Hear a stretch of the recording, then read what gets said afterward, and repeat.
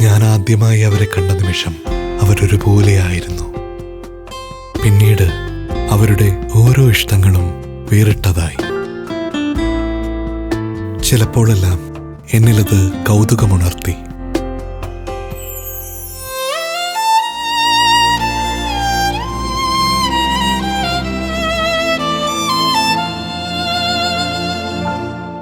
എന്നും അവരുടെ സ്വപ്നങ്ങളിൽ ഒരു വ്യത്യസ്തതയുണ്ടായിരുന്നു.